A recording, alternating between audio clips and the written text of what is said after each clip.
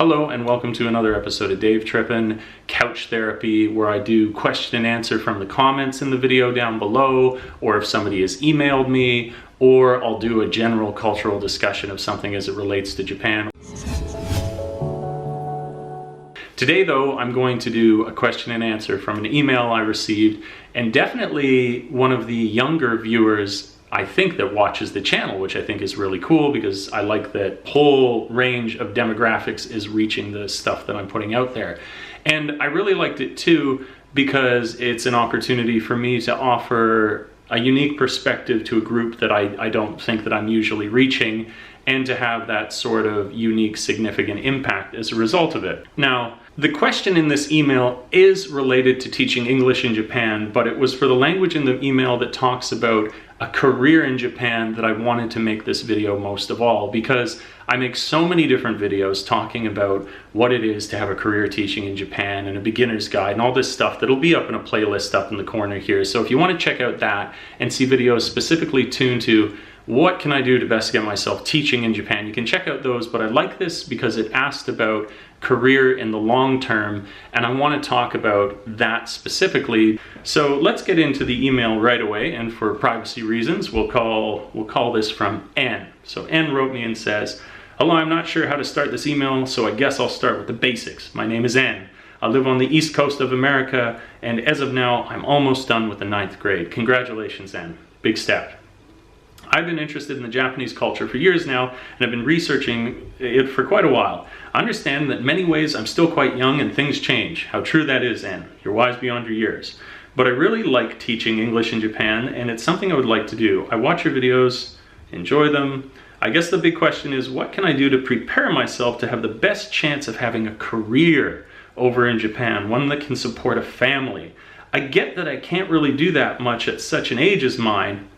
Not true. You can. Another reason why I wanted to answer this email. You can have a great impact on what you would do later. It is never too early to follow a passion that you have.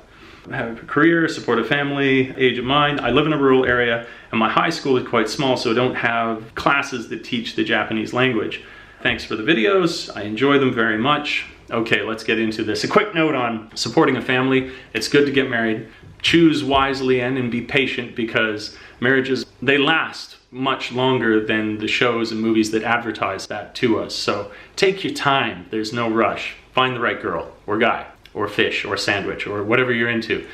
It's fine. Anyways, so let's talk about this when I said that I want to approach it from career as opposed to teaching English. Now, if you want a career in Japan, first and foremost, you got to think about what do they do most in Japan. And that should be easy. It is not a trick question. It's simply what they do most of here. It's speak Japanese. Now, where you could come over here and teach English in Japan, and you could actually get in and get out, and you wouldn't actually have to have any level of Japanese ability to do that. That's a good thing, I guess you could say, and probably a bad thing at the same time.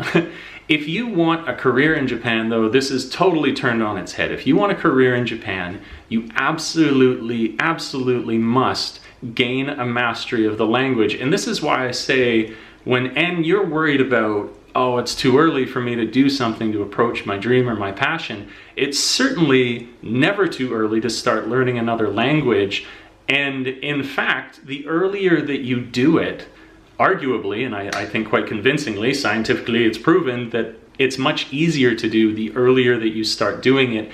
And it's a topic that I'm really excited about nowadays in terms of learning in general. Mentorship, the whole landscape of learning has changed as a result of this very platform that you're watching my video on now, where the traditional mentorship cycle would be that somebody always had to rise up through the ranks, be approved by a boys club or a girls club or whatever before they could ever start contributing what their beliefs were, what knowledge they had gained. Whereas nowadays, because of YouTube, if you want to learn a language, that you have access to a million teachers, and teachers who are doing it in a highly competitive environment like YouTube, where better teachers rise up over other teachers. As far as those channels are concerned, it's a meritocracy where you need to have better merit for people to pay attention to you, or a generally really likable personality, but in having that, you're actually a much better teacher. So it is not too early for you to start learning the Japanese language. It's really, really important,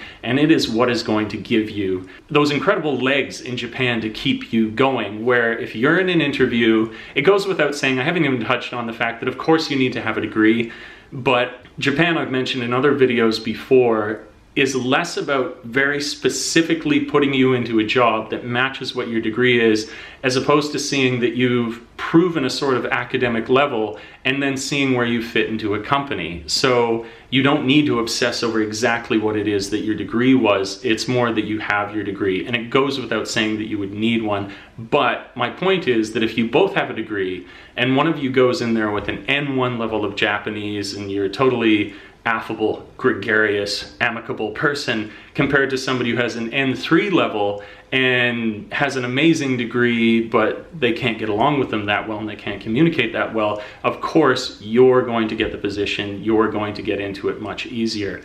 And like I say, and something I want to go on a little more at length about, is this whole idea of being able to learn now in a way that was never possible before. That's what you should be looking for. Look for channels that teach you Japanese, that give you the opportunity, maybe even smaller channel. Big ones are good because they might have, big in terms of how long they've been around, because they may have extensive playlists. But if you find smaller channels, there's also less of a barrier to communication. Like me, for example, because I'm not a large channel, and I'm still at probably the earliest stages of my growth, I can communicate more easily with my audience. The same will be true of these mentor channels that you find. And it'll be really cool too, something that I enjoy, I can't help it, it's a tangent of this topic that I enjoy so much. It's not limited to age.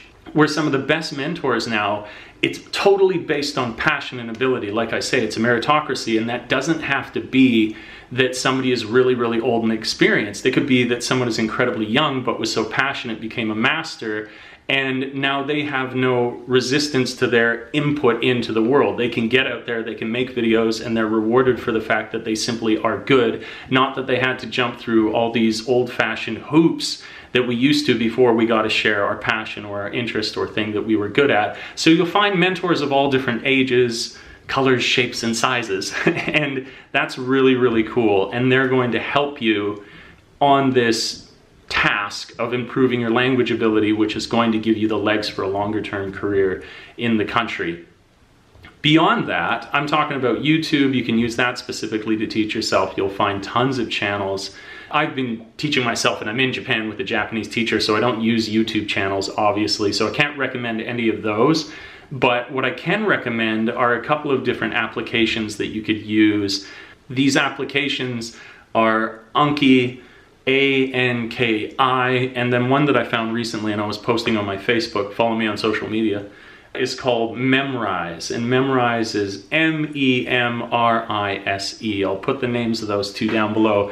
Those are vocabulary style applications that are done in this, it's not revolutionary, it's more that the convenience of them now. They're based on flashcards. They're basically virtual flashcard applications, where when people did flashcards before, it was a great way to learn. Get the input, you take a moment to absorb it, you look away, and you repeatedly challenge yourself like this. But to create a whole deck of flashcards to be able to do that when you're dealing with a language that has literally thousands of words, and then once you're learning the kanji as well, thousands of kanji, it's the most laborious task that you could possibly imagine.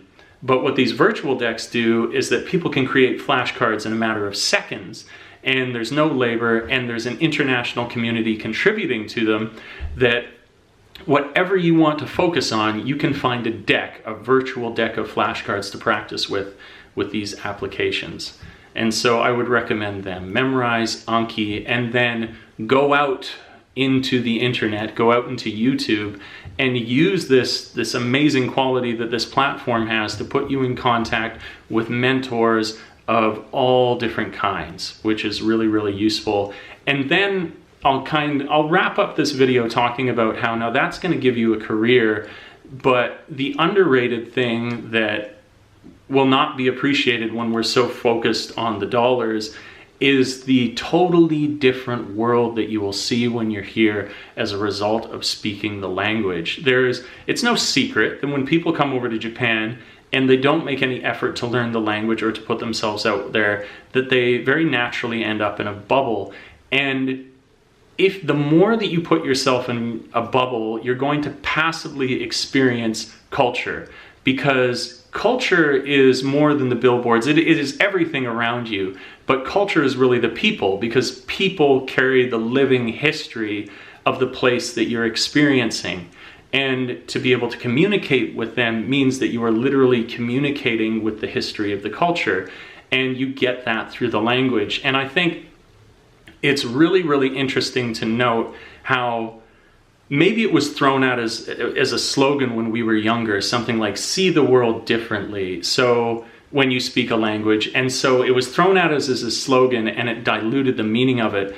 But in actual fact, that is entirely true. And to give a couple examples of this as I close out the video, when you think of how you would say subject-centric or egocentric Western English languages, for example, if you think of two words that we have will. Will literally means the act of your consciousness. Will, it's your willpower. And then your subject is I. And when we put so many of our common sentences will say, I will. And I think that these two words together basically demonstrate the essence of this thinking behind our language, which is not a bad thing, but it definitely shows the perspective that we approach life through. We put ourselves into life as the commander of it, which in some ways, when you say, I am the commander of life, it separates you from it, because you are saying that you're going to have an impact on this thing that is separate from yourself. I will power. I will create whatever thing that I want to do. And our desire to create a separation from ourself and our environment creates a type of thinking. In a lot of ways, a great, strong, individualistic form of thinking that creates a lot of impassioned people doing wonderful things. But also it's responsible for the sort of egomania that you find in Western culture. This is not bashing Western culture. I wish I didn't have to say that as much as I will in this video, but it's not. It's to highlight the strengths and weaknesses. We are strong because we will, because we have so much care for the fact that we put subject into everything. I will, we will, they will. But a big difference then in Japanese, which you come to realize very, very quickly on, is that the use of subject is super, super rare. When you get into it, you see, oh, they have I, watashi, you, anata, all these different things, karera, like they have it, but they don't use them so much, and so much meaning is then found in the context of the discussion, and the context of the discussion is viewed then from a perspective of its entire meaning. And because you're only speaking in a way that conveys entire meaning, your connection is somewhere in that meaning as opposed to willed upon it. Now, I've gone on a sort of rant here about simple perspective, but it's so important for us to realize that language is more than simply being able to order or get your groceries. Language is the ability to see the world differently, not figuratively speaking either, to literally see it differently. You would consider everything that you do in a different light if you didn't think of yourself as separate from it. You would act out in a totally different way. As a final note, not one that is better than the other, but is a different experience. And I think that that's really cool, and that's what life is. It's a series of unique, amazingly good or bad experiences that we can have, and better to get them all than to be numb and have one. All right, so there is my video talking about how to have a good career in Japan. I hope you found it interesting. Thanks for writing in, and I really appreciate it. I'm gonna try even tonight to go through more of the comments, to go through more of the emails and get back to as many people as I can. Thank you so much for viewing this video, guys. I appreciate the whole community. I appreciate all the people who comment, contribute, email. All right, I will catch you in the next one. Check out my Patreon if you want to support the channel. And that's all for now. Peace.